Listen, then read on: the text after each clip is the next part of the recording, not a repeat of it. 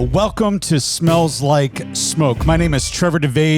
I'm your host for this podcast where we talk about what it means to live out Jude 23 by rescuing others, by snatching them from the flames of judgment. Now, I've been thinking about, what do we call our listeners?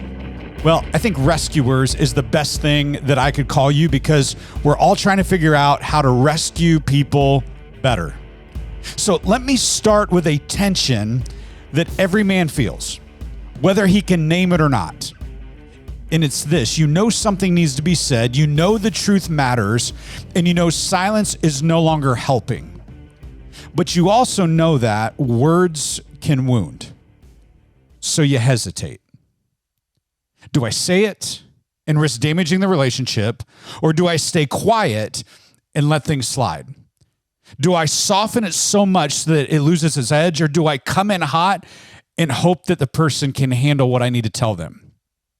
Most men I know swing between two extremes. Either we tell the truth like a hammer, or we offer grace so soft that it never actually heals anything. So today we're talking about this reality: truth without grace wounds. Truth without grace wounds, and grace without truth deceives. Let me say that again. Truth without grace wounds people. Grace without truth deceives people. And if we're going to rescue people from the fire, we must learn how to hold both of those things in our hands. So why does this matter? Well, I think this matters because a lot of people have been hurt in the name of truth. They were corrected publicly, they were shamed spiritually, they were labeled permanently. And on the other side, a lot of people are stuck because grace is offered without honesty. Everything was affirmed. Nothing was challenged. Nothing changed. See, men, we feel this tension, especially in our souls. Like, we're wired to be direct. We value clarity. We respect honesty. But without grace, honesty becomes brutality. Let me say it again. Without grace, honesty becomes brutality. And without truth, kindness becomes cowardice. That's the flip side of this coin. So if we want to fight for people instead of against them, we have to learn how to speak in a way that cuts to heal, not cuts to destroy. If we actually look at Jesus as the ultimate model as we dig in, there was no one who held truth and grace better than Jesus. Jesus never avoided truth. He never diluted the truth. He never apologized for the truth. But he also never weaponized it. When Jesus spoke to people caught in sin, he did not crush them. In fact, he confronted behavior, but he restored dignity. Like he told the woman caught in adultery, go and leave your life of sin. That is truth. But what he said after it is he protected her from being stoned. That is grace. He didn't say, you're fine just as you are. He didn't say, you know what, you're trash. He didn't do that either. He said, you matter, now change. You matter, now change. That combination transforms people. I remember in high school, I had one of those conversations with a mentor friend of mine who literally told me, he was like, man, the way you're living right now is not right. But I love you enough to let you know that I think there's something more in you that you're going to miss out on if you continue down this road. See, that was truth and grace. So men, why do we struggle with this so much? Well, I think men struggle with this because we like efficiency. We want to get to the point. We want to fix the problem. We want results. And grace feels slow. Grace feels ineffective. Grace feels emotional. So we default to blunt truth. But blunt truth without relationship rarely produces repentance. It actually produces defensiveness. Now, on the flip side, some men avoid truth altogether because they hate conflict. They call it being nice, or they call it being peaceful, but often it's just fear. And fear dressed up as grace leaves people stuck. Now, strong men learn how to speak truth without losing compassion. So let's talk about the damage of truth without grace for a second. Like, let's dig into that, because truth without grace sounds like this. Well, I'm just being honest. Well, someone had to say it. Or you know what? They needed to hear the truth. They need to suck it up. But see, honesty without humility is just pride. Truth without grace, it shames instead of restores. It pushes people away instead of drawing them in. It feels more like judgment than love. Like, I've watched men speak truth with such force that they won the argument and they lost the relationship. And then they wonder why no one listens to them anymore. It's actually a sad reality. See, truth that wounds rarely heals. Let me say it again. Truth that wounds rarely heals. Now, let's talk about the other side. What's the danger of grace without truth? Like, let's into the other side of this coin, because it's just as dangerous. Like, grace without truth, it sounds like this. I'll do whatever feels right. Who am I to judge? God just wants you to be happy. You ever heard that or said that? See, that sounds loving. It feels accepting, but it's really deceptive. So grace without truth, it leaves people stuck in destructive patterns. It confirms lies instead of exposing them. It avoids pain now at the cost of pain later. If a friend is destroying his marriage and you refuse to say anything because you want to be nice, that's not love. That's abandonment. See, real grace believes people are capable of more. People are capable of more. I remember a while back sitting with a man here in our city in Tucson who was unraveling his life one decision at a time. And he wanted to meet with me, but not because he wanted truth. He wanted affirmation. He wanted permission. He wanted someone to tell him that what he was engaging in was fine. Now, can I be honest with you? That would have been really easy, but it would have also been really dishonest. He kept saying he was doing it in the name of Jesus, but what he was doing was not Christ-like. So I told him the truth. I literally just looked at him. I remember sitting at his patio at his house, and I said, this path is going to cost you more than you think. It's going to cost you your wife. It's going to cost you your kids. It's going to cost you all of the wealth and all of the life you've built. But I also told him, I said, but you're not beyond change. Now, he did not thank me in that moment. It was very uncomfortable. It was very tense. But I can tell you, in the months following, he's come back and he said, that conversation may have saved me. Now, the truth cut, but grace healed. That's the goal. Is that truth may cut, but it's a cut that will heal. Like, that is the goal. So here's why rescue requires both grace and truth. If we're going to rescue people from the fire, we have to remember something deeply. Fire does not negotiate.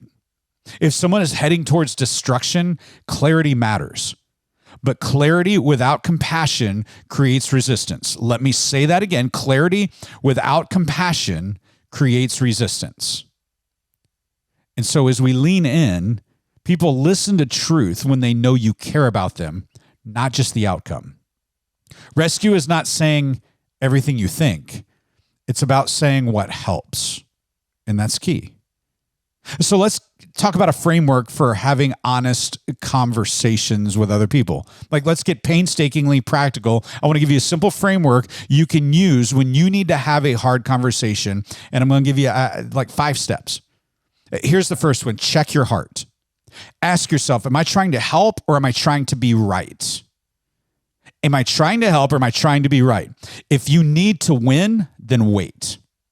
If you need to win, wait. If it's about winning the argument or proving you're right, then you need to wait. Here's the second thing. Lead with care. Say why you care before you say what concerns you. People listen when they feel valued. People will listen when they feel valued. If you lean in with them and value them, they'll actually listen to what you have to say. Here's the third thing. Speak clearly, not harshly. So avoid exaggeration. Things like always or never. You ever have that? You always or you never. Nobody does everything always and nobody does everything never. Avoid exaggeration. Avoid labels. Stick to reality. Speak the truth. When you actually speak truth, you take the emotion out of it. When you say things like, here's what we know. See, what we know is a truth statement. And then there's this fourth thing, invite response. Truth is not a speech, it's a conversation. I think a lot of times we want to give a speech, and if we just keep speeching long enough, people may get what we're trying to say, but it's not. It's a conversation. So make sure you let them respond. Here's the fifth thing. Stay present. Don't drop a truth and then disappear. Like we do this, right? We drop truth bombs in people's lives and then we ghost them. And we leave them decimated and they don't know how to pick up the pieces. You've got to, if you're going to drop truth bombs, you got to walk with them through the process of putting Humpty Dumpty back together. You got to help them put the pieces back together. And this takes courage. It also takes patience. It takes both. So men, what does this mean for you and me? Men, this is where maturity shows up. It's where it happens, right here. Immature men speak without restraint. Can I just tell you, I've spent a long time in my life being the immature man that spoke without restraint. I still have issues with it. I'm an immature men speaking without restraint anonymous, like still working it out in my life. Here's the other thing, though, is fearful men stay silent. Now, strong men speak truth with grace. And you've heard me say it. My friend Caleb Kaltenbach has said it for years. The tension between grace and truth is love. Now, strong men, they're not afraid of hard conversations. They're not threatened by emotion, and they're willing to be misunderstood for the sake of loving someone else.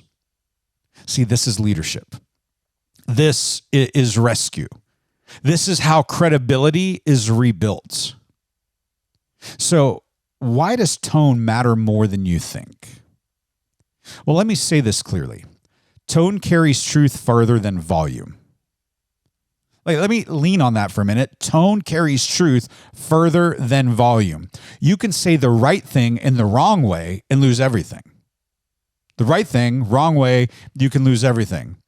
You can say a hard thing with humility, and you can actually open a door. People don't remember your exact words, but they will remember how you make them feel. So if they felt respected, they'll probably listen. If they felt attacked, they'll probably shut down. Truth that heals is delivered with care. Like I think about Jesus and the cross. Like ultimately, this balance of truth and grace leads us back to Jesus. And the cross is where truth and grace meet. Truth says sin is serious. Grace says you're worth rescuing. Truth says something has to die. Grace says you don't have to be the one to die. See, Jesus did not minimize truth. He actually absorbed the truth. That's why we can speak truth without condemnation, because the heaviest judgment has already been carried out for you. It's been carried out for me. So let me give us a closing challenge. Here's your challenge this week. Have one honest conversation with someone. And not a lecture, not a rant, a conversation. Lead with care. Speak truth clearly. Stay present. Love them where they are. Don't avoid it. Don't attack them. Trust that truth delivered with grace can heal what silence never will. Now listen to me. You can't force them into anything. You can't make them respond in the way that you want. But the way you deliver can make them stop and think about their own response too. So this smells like smoke. We speak truth because we love people.